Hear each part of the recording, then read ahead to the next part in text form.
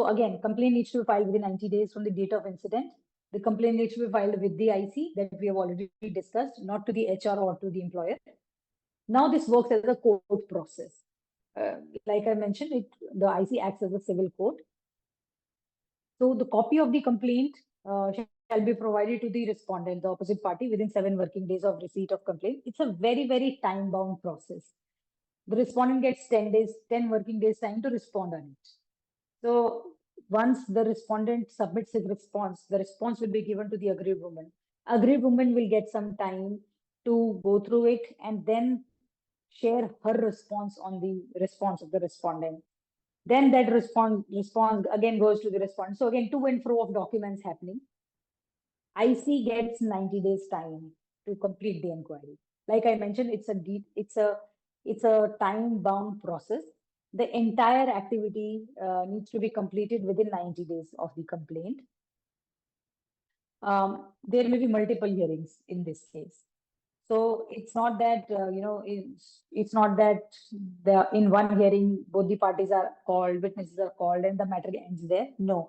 In certain cases, I've seen it takes a lot of time, multiple hearings for the IC to come to a conclusion to solve the matter, complaint.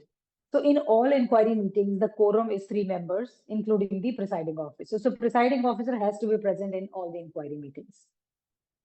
Once the inquiry is completed within 90 days of the complaint, IC gets 10 days time to prepare the inquiry report and submit it to the employer, because it's the employer who takes action. So IC will recommend an action on the complaint, and it's the employer who has the authority to implement that recommendation.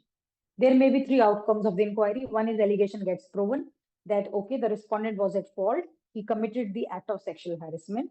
So IC will, in its report, mention the action as misconduct and recommend an appropriate punishment. The other scenario may be that allegation could not be proved. It's not that the incident would have happened or may have happened. However, the female was unable to prove it, maybe because of lack of evidence, maybe because of lack of witnesses, etc., etc. So the IC cannot recommend any action on it because the allegation could not be proven, and therefore no action is required from the employer. In the third scenario can be that IC finds out that the female filed this complaint with a malicious or a wrong intent. Again, for example, to settle a score with the supervisor, just because she got the bonus was less, or just because she wasn't given a particular assignment. She thought of raising this complaint, using her rights under this law and maliciously using her rights here.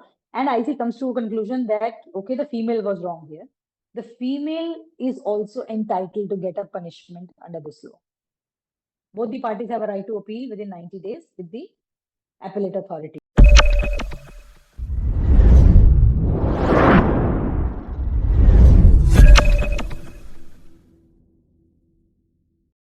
Welcome to COMPLINITY Technologies. COMPLINITY is India's leading governance, risk and compliance software helping companies to manage their compliance, contracts, litigation, legal updates, inter-financial controls and more. COMPLINITY is a one-stop shop for all GRC needs.